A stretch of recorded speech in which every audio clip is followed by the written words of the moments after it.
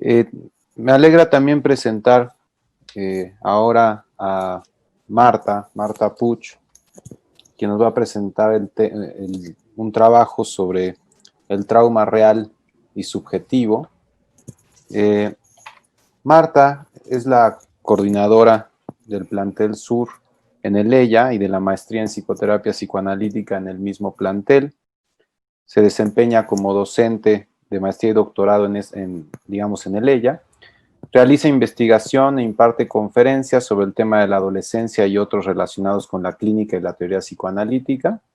Es coautora del libro Clínica Psicoanalítica, Inconsciente y Transferencia, y es psicoanalista de adolescentes y adultos y supervisa casos de manera individual y grupal, y me da mucho gusto trabajar con ella. Gracias, Marta. Gracias, Gabriel.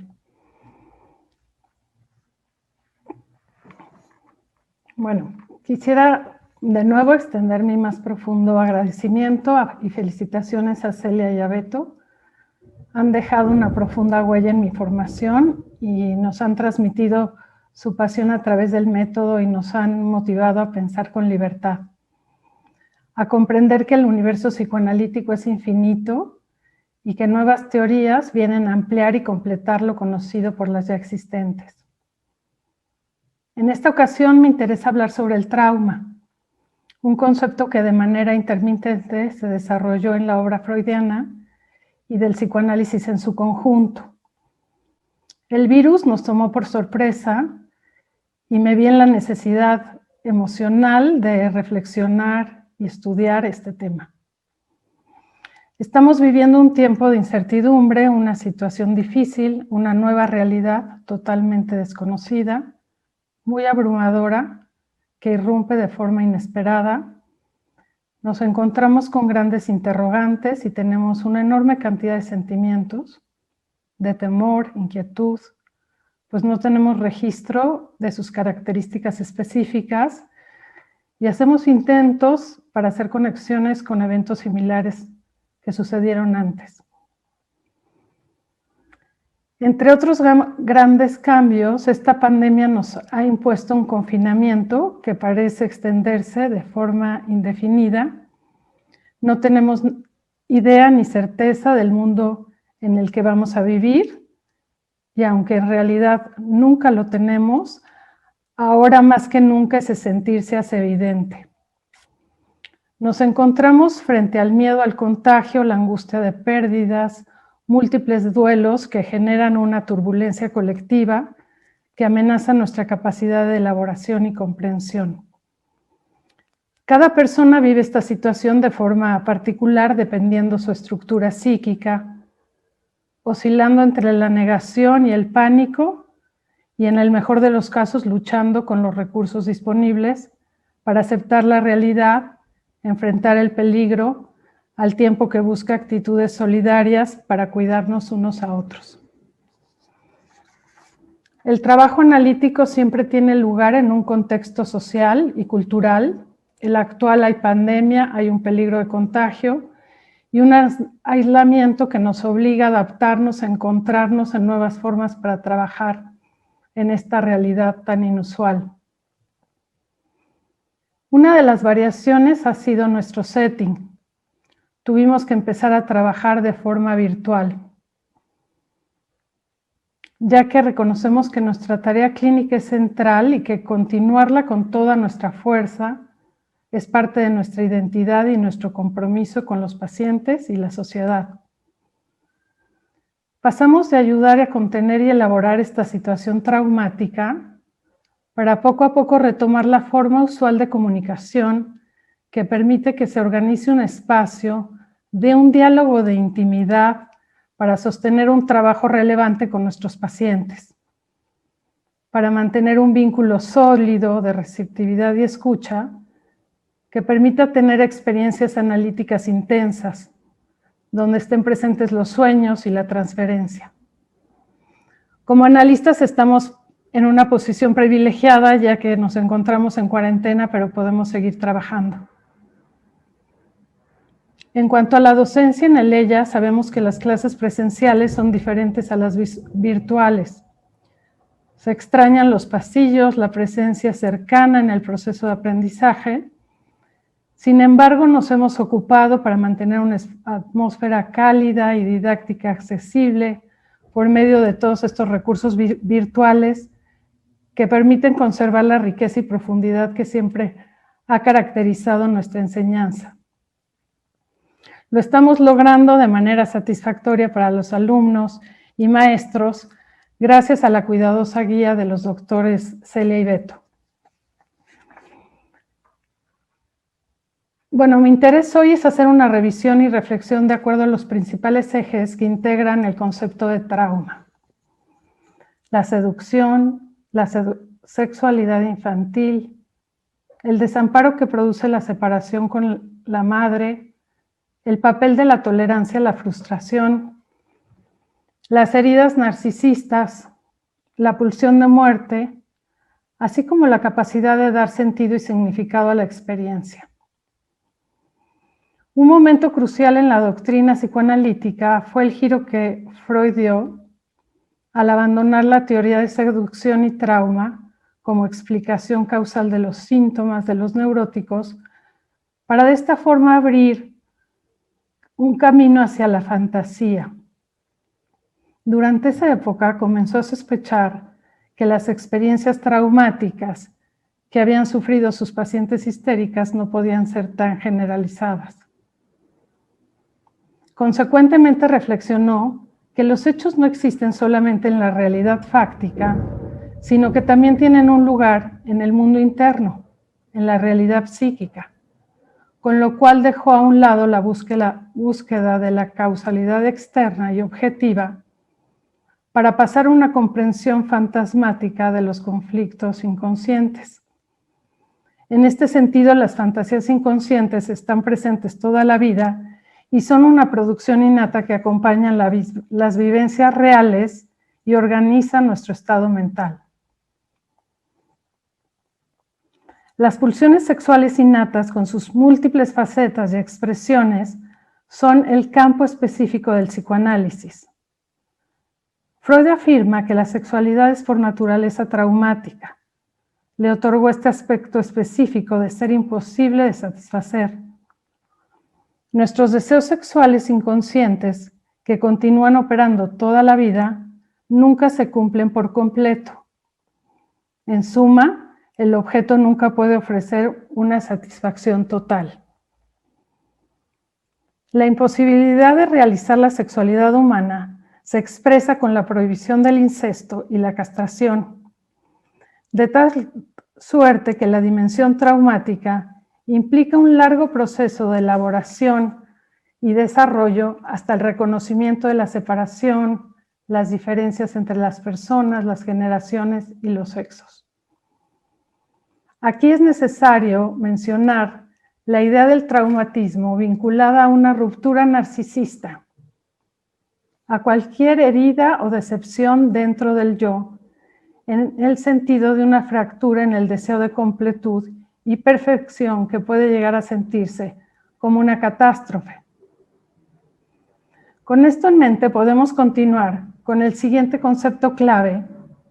El prototipo de la experiencia traumática es el estado de desamparo como consecuencia de la ausencia de la madre. En 1926, Freud modificó su primera teoría de la angustia con la publicación de Inhibición, Síntoma y Angustia.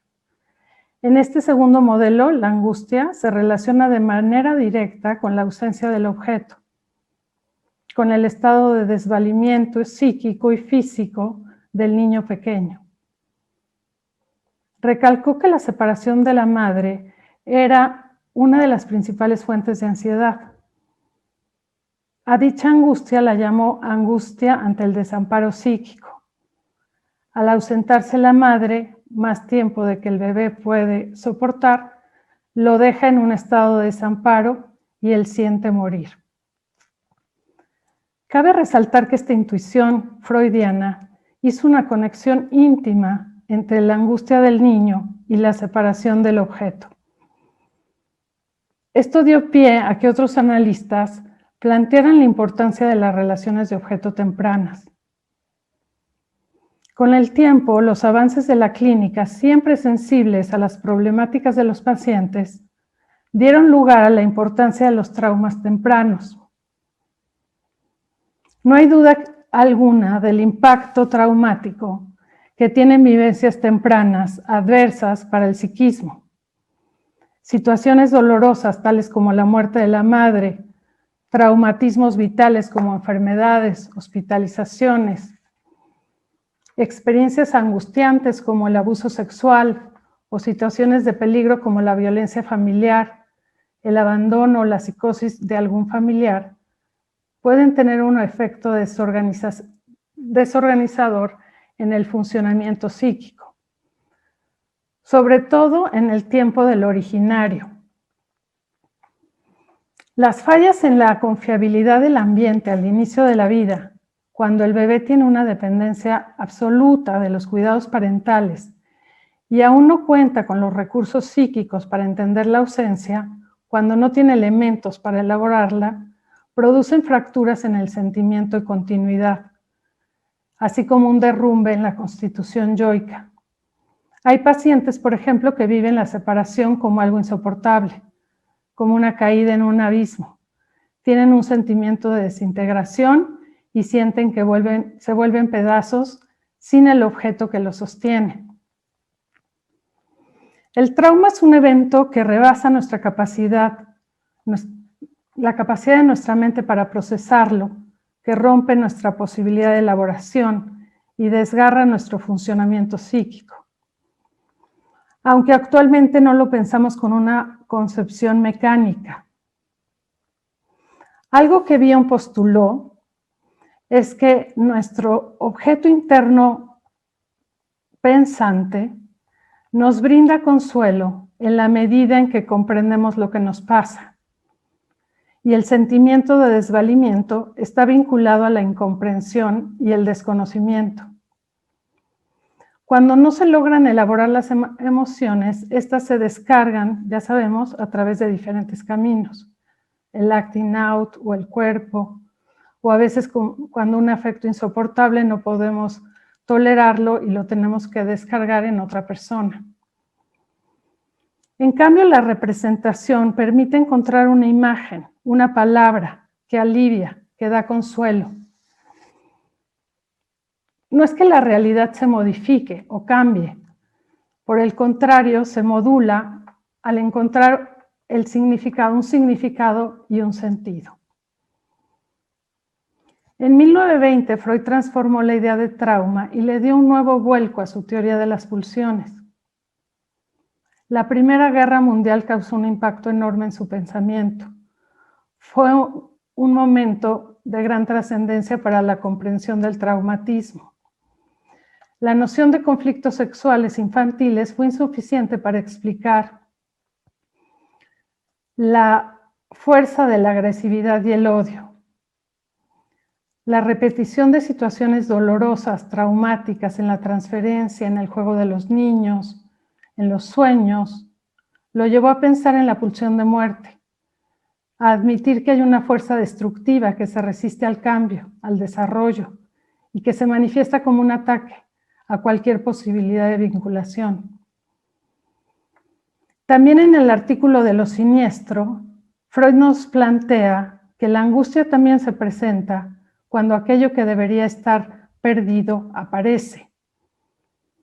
Esto en referencia a lo incestuoso. Sería absolutamente devastador si la madre llegara a presentarse como algo posible. Resulta sumamente complejo señalar entonces un límite entre cada una de estas categorías que he mencionado hasta ahora y determinar cuál sufre el paciente. Todo aquello que conocemos como realidad externa casi no existe. Uno vive en la realidad de acuerdo a su mundo interno.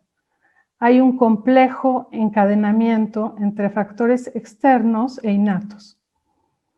A pesar de que no podemos negar lo que el entorno aporta al desarrollo emocional, es posible concebir la existencia del trauma real es imposible concebir la existencia del trauma real sin la participación de las proyecciones de las fantasías inconscientes. Si pensamos en la complejidad de los fenómenos psíquicos de la vida mental, vemos que existe una interacción continua entre ambos sucesos, cada uno con su propia existencia y sus leyes de funcionamiento. Un mismo evento traumático será procesado por cada individuo de manera muy distinta, dependiendo varios factores y elementos que determinan el significado particular que éste adquiera, como son la tolerancia a la realidad interna, externa, el equilibrio entre el amor y el odio, las defensas habituales que utilizamos contra el dolor psíquico, las vivencias tempranas, las vicisitudes del complejo de Edipo, las fantasías pasadas, presentes, que se activan cada momento, y por supuesto las identificaciones. Lo que el paciente nos relata de su historia es una versión subjetiva, un punto de vista personal. No son los hechos como ocurrieron, sino como los procesa, como cada persona los enfrenta. De hecho, esta versión cambiará en el curso de un análisis. Así, la función del analista será dar un punto de vista diferente, ampliar la visión que tiene el analizado de sí mismo y de su historia. El psicoanálisis está en constante evolución y desarrollo. A lo largo de su historia ha superado infinitas crisis de todo tipo y ha logrado adaptarse a nuevas condiciones. Hoy sigue en pie y sobrevive como un método psicoterapéutico que ofrece un espacio muy interesante de comprensión en donde el paciente puede darle significado a su existencia.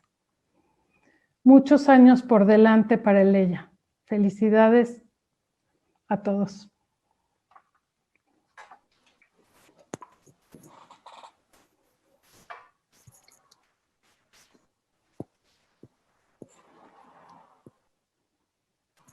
Gracias, Marta. Es un tema que siempre es pertinente, pero dadas las circunstancias actuales, me parece que además cobra todavía mayor relevancia, ¿no? Y muchas gracias por ponerlo de manera tan clara.